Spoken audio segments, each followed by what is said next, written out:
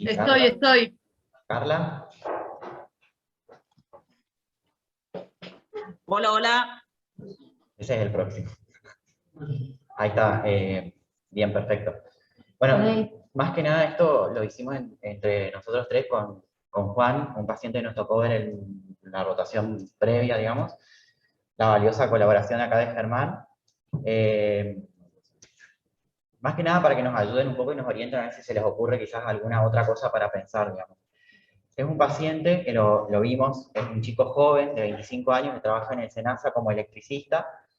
El chico nos comentaba que convivía con su novia, tiene una pareja estable, que inicialmente se mantenían relaciones sexuales, digamos, cuidándose con anticonceptivos hormonales, o sea, eso dependía, digamos, de su pareja, y finalmente después únicamente continuaron con preservativo.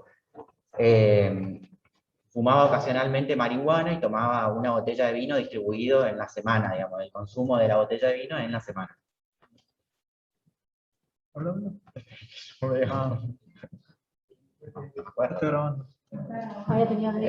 Bueno, no es tabaquista, no tenía ninguna cirugía abdominal, había tenido dengue en el año 2020, en realidad estaban como en tratamiento con la amitriptilina por unos episodios de dolor de cabeza interpretados como migraña. Esto también medio que en el 2020 no había, creo que discontinuado el tratamiento hasta los últimos días, en que volvió a recrudecer el dolor de cabeza y creo que tomó algún comprimido de amitriptilina a la mitad, digamos, a la mitad de dosis. Hace deportes, no utilizaba anabólicos, no hacía ejercicios exhaustivos, digamos, CrossFit y esas cosas que están hoy tan... El hermano tiene enfermedad celíaca y bueno, había dicho que se había aplicado la primera dosis de la vacuna para COVID, no sabía cuál precisamente, hace un mes y medio. El chico consulta en la guardia, digamos, en los episodios, digamos, de guardia, por cefalea y dolor abdominal, más que nada a nivel epigástrico, que en uno de los laboratorios, digamos, de esa oportunidad, en el 26 del 9, encuentran el siguiente patograma, donde claramente tiene hiperbilirrubinemia, a predominio medio mixto, pero si se quiere un poco a predominio directo, pero llamativamente tiene muy aumentadas las enzimas hepáticas, tanto la BOT como la GPT, con un TP de 79. Él, por los dolores, digamos, de la panza, había usado por el dolor de cabeza la amitriptilina a mitad de dosis y algunas inyecciones, digamos, de Oxa B12, que incluye diclofenac, por 7 días aproximadamente. Y claro, tenía como unos episodios como migraña. En realidad había sido del año pasado, la tomó un tiempo y no es que... Discontinuó y ahora como que por estos episodios de dolor de cabeza y de diastralgia se medica con diclofenac y con la mitad de dosis de amitriptilina, pero más que nada con diclofenac. Ahí en esa oportunidad hay una evolución del médico que lo vio por guardia que dice que contactará con Carla Bermúdez, por eso está involucrada también, porque la vimos en la internación. Y ahora el chico, digamos, a la guardia cuando queda internado, regresa por ictericia cutáneo mucosa con los mismos dolores en la boca del estómago, episodios de vómitos y algún relato de chuchos, digamos, como equivalente febril. Inicialmente cultivado y tratado con ceftriaxona, suponiendo quizás alguna alteración hipocolangítica de la vía biliar. Y bueno, después ya el laboratorio, digamos, al ingreso, de esa oportunidad en la que queda internado, sigue aumentando la bilis, digamos, de 6 creo que tenía la última, a 8, obviamente con alteración del patograma, manteniendo un TP de 70%, digamos. Con un hemograma que dentro de todo no parecía tener no tenía anemia, ni sí tenía algo de leucopenia, y después creo que con el correr de los tiempos la fórmula se invierte a predominio o tiene importancia un predominio monocítico, digamos, con eritro y PCR baja, amilasa normal, función renal normal, ionograma normal.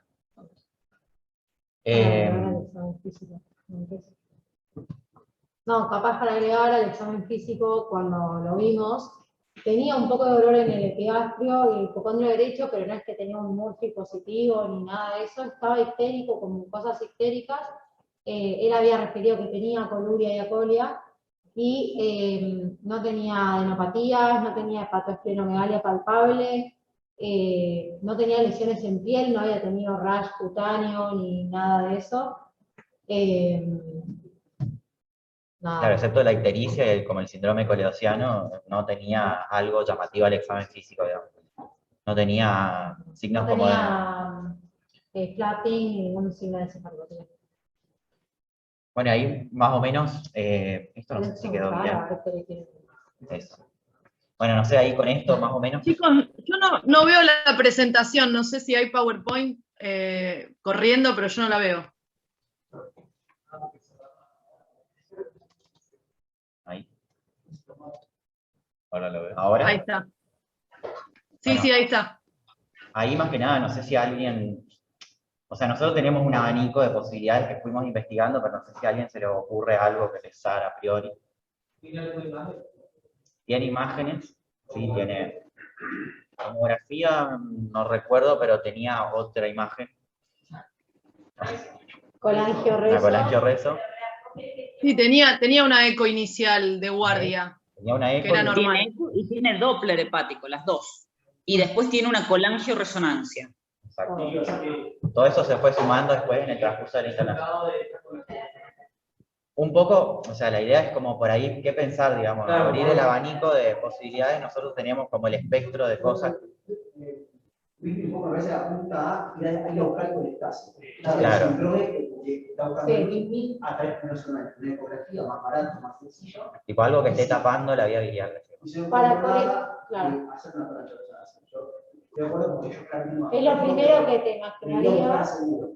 Ahora, en una persona joven, la cual el interrogatorio ves realmente exhaustivamente lo que nos hacían, veo como que no encuentran demasiada cosa, en un paciente joven yo pensé en una patilla inmune.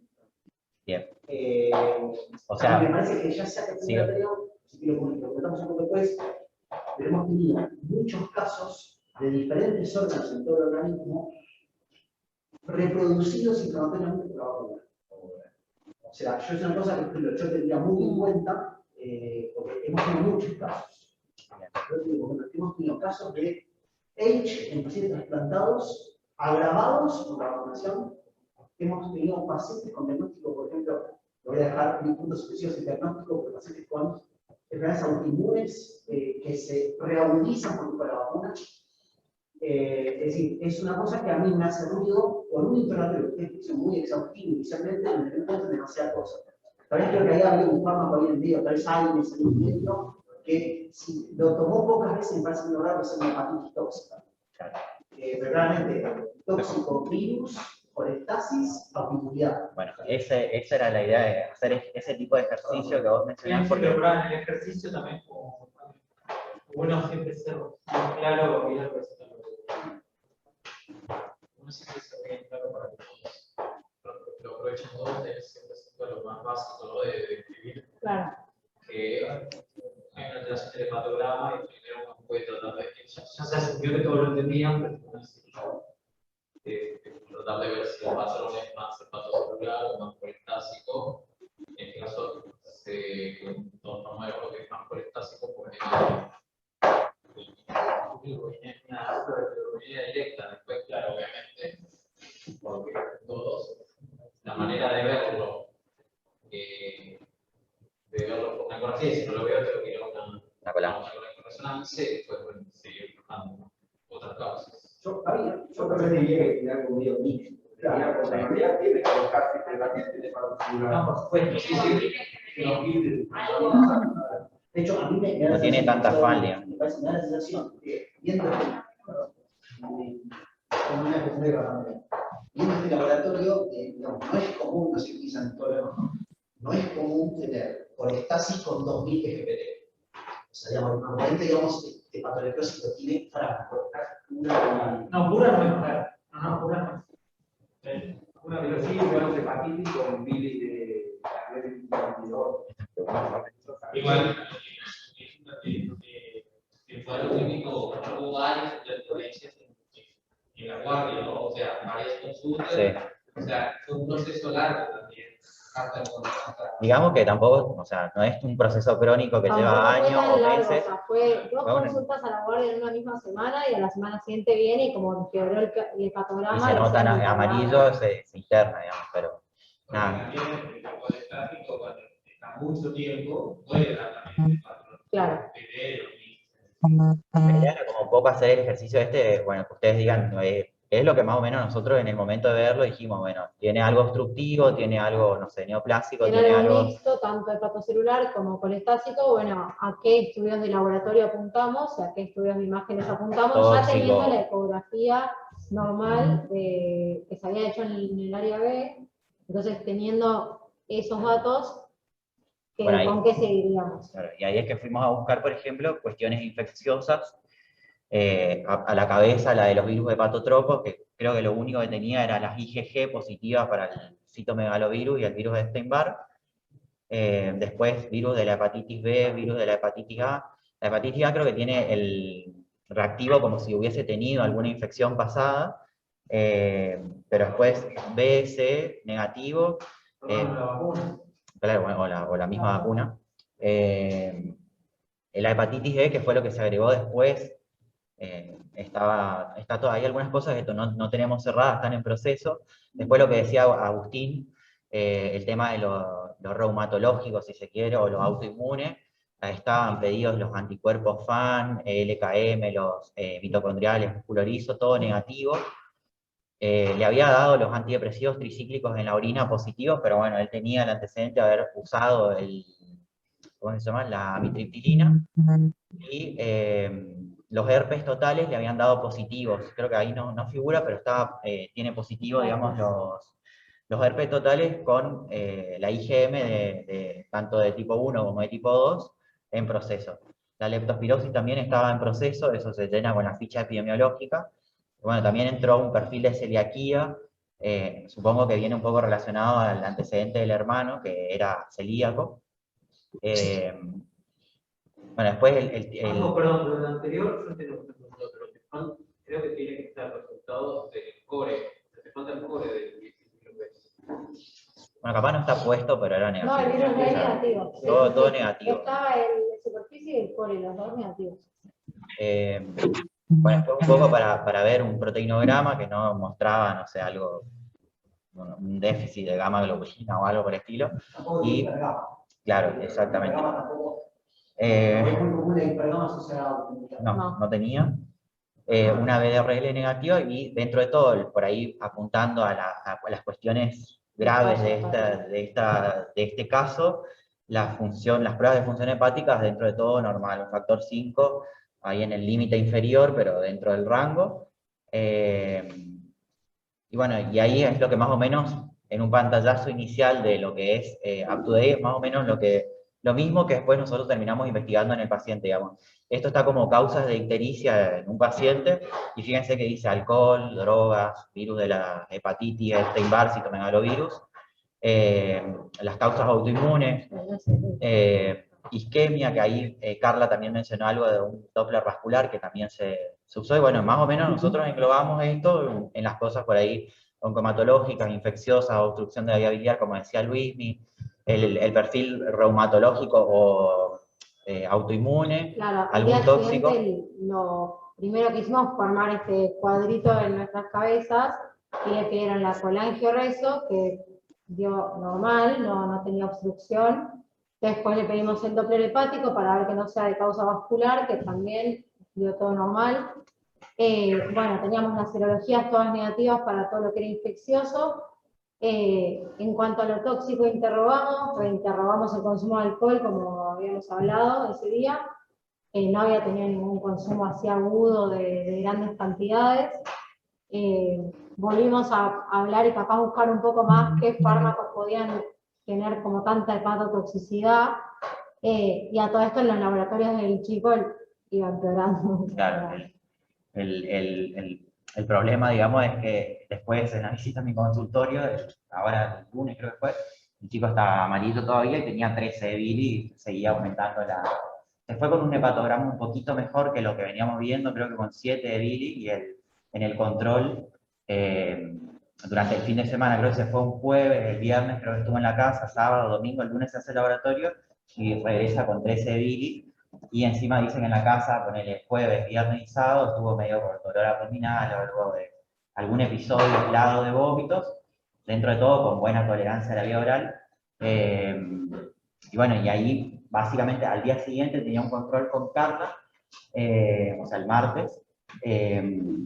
Nada, básicamente como que traté de mirar que no esté con signos de, no sé, de encefalopatía, asterixis, algo de eso, como para decir, bueno, Perdón, pero no tenés el laboratorio. Sí. el último sí, no lo agregamos acá, pero sí Sí, está. sí, sí, lo ves. Acá, para. Eso.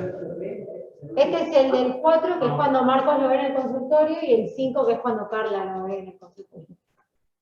Ahí el TP. Bien, el diagnóstico hasta ahora, el diagnóstico que tiene es un diagnóstico síndrome, es el diagnóstico de una hepatitis aguda no grave, porque no tiene compromiso de la función hepatocelular, ni por TP ni por factor 5.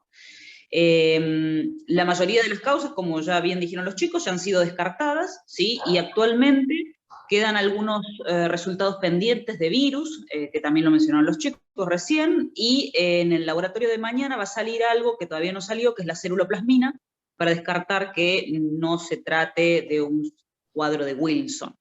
El chico no tiene ningún antecedente familiar como para sospechar esto, pero bueno, en el contexto de una hepatitis aguda sin diagnóstico hay que pedirlo, es parte del protocolo de estudio del paciente. Una de mis principales sospechas es que esto se puede tratar de toxicidad por diclofenac, que dentro de, digamos, de las exposiciones que ha tenido el chico es la única que podría generar una hepatitis aguda importante. Y el diagnóstico es por exclusión de otras causas, ¿sí? Ahora bien, si uno tuviera una alta sospecha, en DILI, digamos, y todo el resto de las causas que se estudiaron fueran negativas, uno podría hacer una prueba terapéutica empírica con corticoides en este chico. Yo, como el pibe está estable, nada, los voy controlando semanalmente, le voy a tratar de tener en la mano el resto de los resultados que todavía están pendientes, y en base a eso voy a definir. Y puede ser que también piensen hacerle una biopsia, si todo el resto es negativo. Sobre todo si llega a empeorar el hepatograma o persiste con la hepatitis aguda sin resolución, y bueno, en ese caso pienso en la biopsia y en tratamiento empírico con corticoides. Eso es un poquito lo que yo vengo pensando.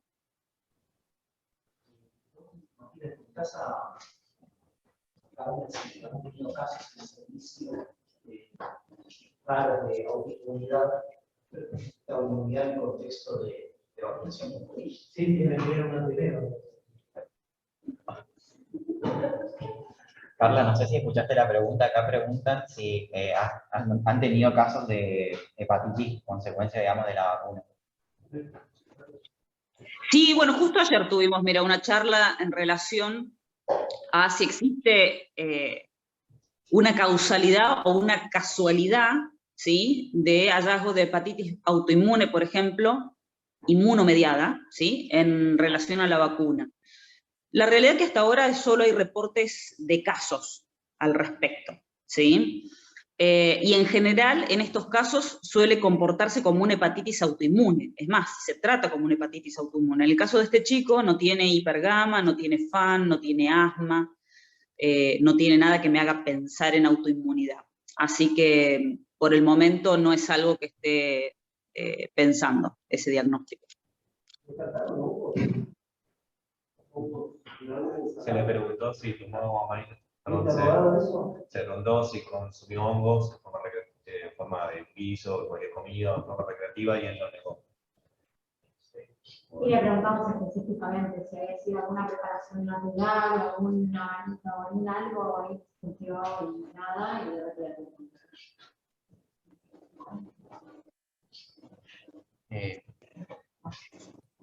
Bueno, buscando un poco en la bibliografía sobre casos que no se encuentra una causa de las más frecuentes para hepatitis, hubo un estudio que analizó casos de hepatitis que parecían virales, pero todos los virus daban negativos. Analizaron otros métodos con NGS, New Gene Sequence, y encontraron que varias de estas hepatitis que presuntamente no eran virales, terminaban siendo un virus B, en la mayoría de los casos, o una hepatitis tipo E. Son pocos pacientes igual, son 7 y 2 de la hepatitis C. Esto para tener en cuenta, que no encontremos otra causa, bueno, es algo que está descrito.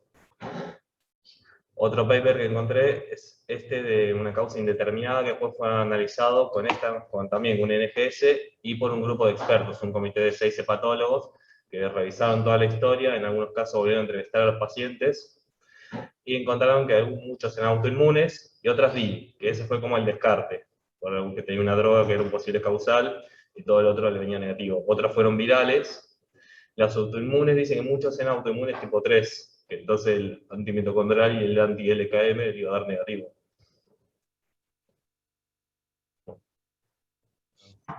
No, eso habíamos buscado por ser intoxicación aguda alcohólica, que lo importante era como ver un poco los scores y ver si hacía falta tratamiento, porque uno piensa que la hepatitis alcohólica simplemente con el tiempo va a ir como apagándose un poco la insuficiencia, pero en realidad no. Cuando el score te da para la hepatitis alcohólica grave, se vio en varios estudios que con los corticoides respondían muy bien. Y de hecho, como que en este chico, como dice Carla, o sea, si no se encontrase nada, sería una prueba terapéutica usar corticoides, no tanto por esto, pero que también podría ayudar a la parte tóxica. Bien, aclaro, o por lo menos nunca estuvo sobre la mesa la posibilidad de un diagnóstico de una hepatitis alcohólica. ¿Sí? Para hacer una hepatitis alcohólica estamos hablando de pacientes con una ingesta de alcohol muy elevada y sostenida en años, que tienen algún grado de fibrosis hepática o cirrosis establecida, ¿sí? O sea, no se desarrolla sobre un hígado sano una hepatitis alcohólica, ¿sí? Así que, y nunca, o sea, no es el contexto clínico en absoluto de este paciente, ¿sí? Eso, quería ver, perdón. Bueno, de otras causas que le habían aparecido en la bibliografía, era por ejemplo la leptospiriasis, una enfermedad endémica en Argentina. Él, más allá de ser electricista y que andaba en campos y eso, no tuvo un contacto claro con roedores, que son posibles portadores. Otros estudios, este es uno de África, en Egipto, que buscaron en caso que también las causas más comunes parecían negativas, encontraron que en un 16%, pocos pacientes, era leptospiriasis, pero siempre estaban acompañados de una enfermedad sistémica también con fiebre, piroginemia, casi que parecía sepsis, y no es el caso del chico este. Y otro virus es, que se pidió el tema del herpes, que si bien existe, está descrito como causante de falla hepática aguda, en general es en gente inmunocomprometida. De todos los casos reportados, solamente un 25% eran inmunocompetentes. Y en general siempre tuvieron lesiones dermatológicas o algo que te apunta a herpes. Tal cual. Hay algo que a mí me hace sospechar que pueda ser algo infeccioso, que es la linfomonocitosis tan importante que tiene. Por eso lo sigo viendo y todavía, más que pedir algunos estudios, no avancé con ninguna otra cosa como el tema de la prueba empírica con corticoides. Perdón, Carla, porque eso ya alta no se te escuchó bien. Sí, que les decía que hay algo que hace pensar en que podría ser algo infeccioso, que es la linfomonocitosis que tiene, la leucopenia con linfomonocitosis que tiene. ¿Sí? Que eso es algo muy de los virus, de las causas virales, pero claramente no son de los virus típicos, porque son los virus típicos los descartamos a todos, ¿sí? Entonces, por eso, eso es una de las cosas que a mí me frenó para hacer una prueba empírica con corticoides. No me apura nada porque el chico, vuelvo a insistir, tiene solo una hepatitis aguda sin compromiso de la función sintética, así que por eso estaba esperando los resultados. Y una de las cosas que pedimos, que a mí me interesa mucho ver, es el resultado de la hepatitis E, ¿sí? Que es algo que eso normalmente no está dentro de nuestra rutina, no se hace, porque nuestro medio no es un medio de alta incidencia de hepatitis E, pero sabemos que la tenemos en nuestro país, ¿sí? Y la principal vía de contagio es la vía fecal oral. Y otra exposición que el chico tuvo, que ayer me la contó, que es que él estuvo haciendo un camping, estuvo de campamento, ¿sí? En San Pedro, en la zona de San Pedro, durante 48 horas, más o menos, y digamos, una exposición ambiental hace más o menos unos 5 meses atrás. Que eso es lo único, digamos, el único motivo, además del trabajo que él cuenta que trabajan por ahí en barrios que son muy carenciados y que no tienen una infraestructura muy digamos, lugares muy limpios, ¿sí? Así que bueno, después les contaré un poco qué voy encontrando. Y otros dos papers que encontramos por el tema de la amitriptilina está descrito como una causa de falla hepática aguda. No parece ser el caso de él tampoco, aunque sí tomó. Y después lo que decían antes, que una DILI por diclofenac está muy descrito hace muchos años, hay un montón de casos. Y una frase que a mí me quedó de lo que leí es el arqueotipo de una DILI, o con falla hepática, del diclofenac.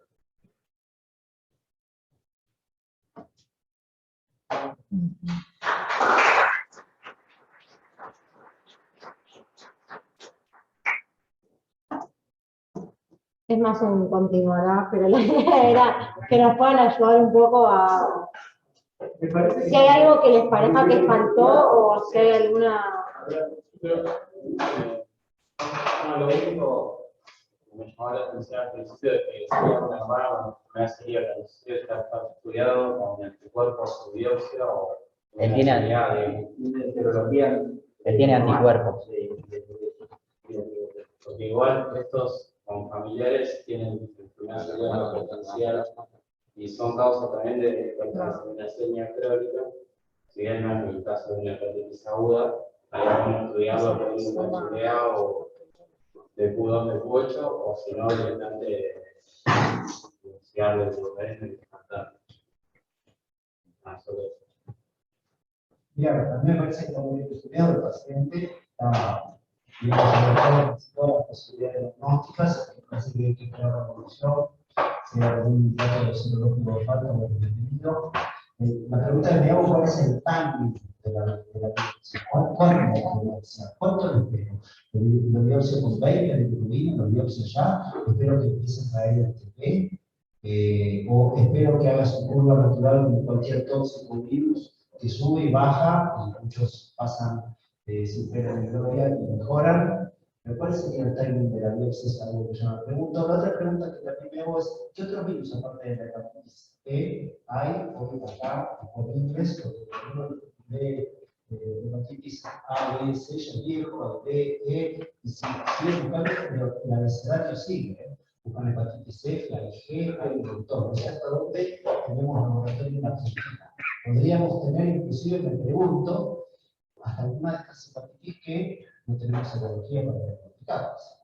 En cuyo caso, muchas son, digamos, transitorias, mismas, a la curva de evolución del paciente. Pero, volviendo a la pregunta inicial, creo que la gran pregunta ahora es, ¿cuál es el timing de la biopsia? Claro, cuando se marca el TP, cuando se pone tonto el paciente, cuando sigue aumentando la bilirrubina, un umbral de bilirrubina, 15, 17, 20, 25. Me queda claro. No sé si me fue claro.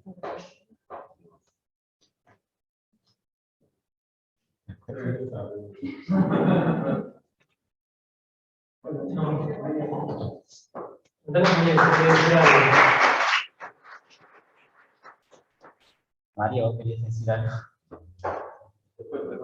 Ay, perdón, es que se escucha bastante mal. No, simplemente lo que yo quería resaltar a los fines, digamos, por ahí del abordaje en la guardia, es ante el paciente que tiene una hepatitis aguda, no importa la causa inicialmente, recordar, digamos, la gravedad, cuándo el paciente es grave y cuándo no. Ahí estaba la filmina, Marquis, si querés poner, de la clasificación, y recordar que, digamos, el paciente que tiene ya deterioro del TP o del factor 5, que no es el caso de nuestro paciente, ahí ya hablamos de hepatitis aguda grave y la mortalidad empieza a ascender, ni que hablar en la hepatitis fulminante cuando aparece la encefalopatía. Y que, bueno, todo paciente con hepatitis aguda grave debería de estar internado y debería, bueno, en nuestro caso nosotros en el central tenemos centro de trasplante, pero el paciente que ya tiene hepatitis aguda grave debería tener al menos un contacto de interconsulta con algún centro de trasplante, porque, bueno, obviamente puede evolucionar hacia la hepatitis fulminante y requerir tal vez un trasplante. Entonces, bueno, eso, me parecía importante que recordemos que independientemente de las causas, primero saber cuán grave está el paciente al ingreso y, bueno, cómo voy a actuar en función de eso. Eso nada más, agregar. Dijo Carla que una hepatitis aguda no grave. Por eso le dimos el alta. Gracias. Creo que está en tus manos. Muy bueno, muy bueno.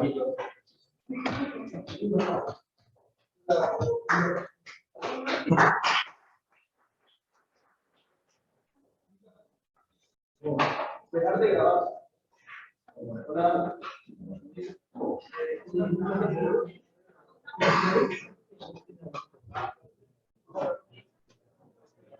Sí, menos mal que era corto.